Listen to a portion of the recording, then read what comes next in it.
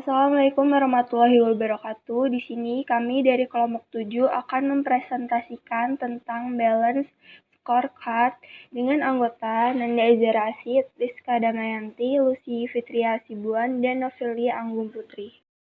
Balance scorecard.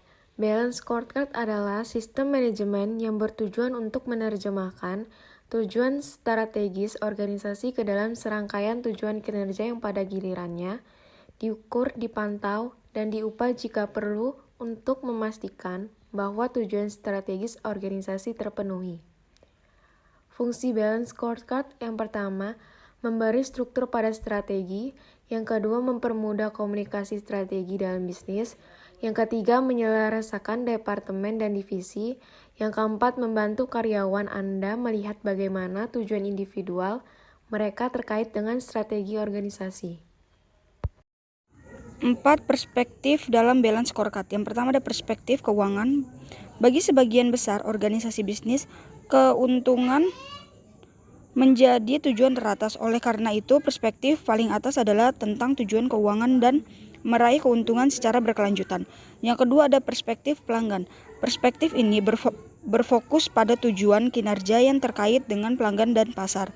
Ketiga ada perspektif proses internal.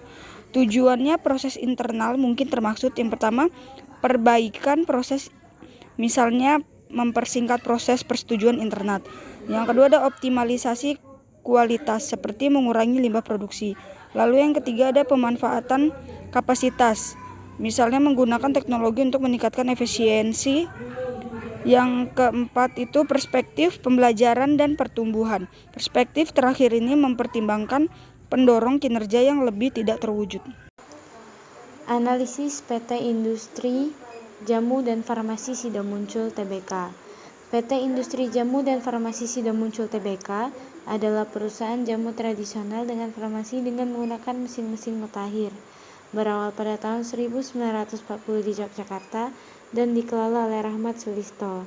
Masalah dalam persaingan usaha yang kompetitif untuk bersaing dalam pasar global, PT Sidamuncul perlu mengembangkan strateginya dengan menggunakan balance scorecard yang akan membantu perusahaan untuk mengukur kinerja secara tepat.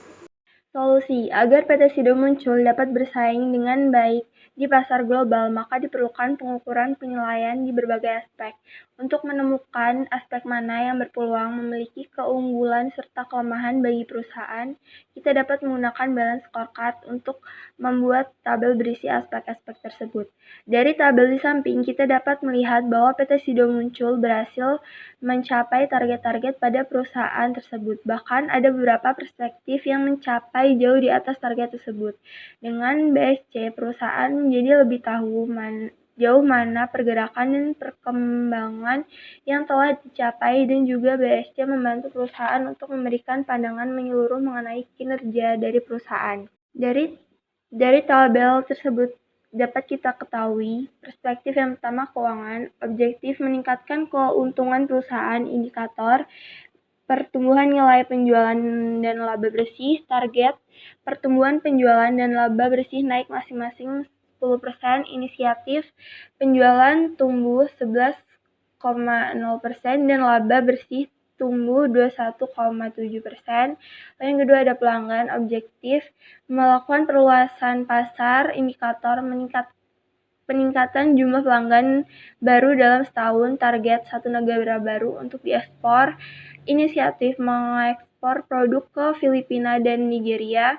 Lalu yang ketiga ada perspektif proses bisnis internal, objektif meningkatkan kualitas pelayanan, indikator kepuasan pelanggan, target pelanggan menerima tingkat pelayanan yang baik dan konsisten, inisiatif meningkatkan jumlah tim supervisor penjualan dan key account team.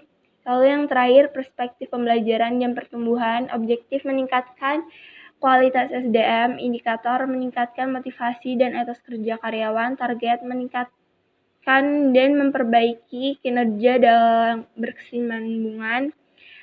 Lalu inisiatif menyelenggarakan 203 program pelatihan yang diikuti oleh 8.455 peserta dengan total 24.765 jam pelatihan. Sekian presentasi dari kami. Wassalamualaikum warahmatullahi wabarakatuh.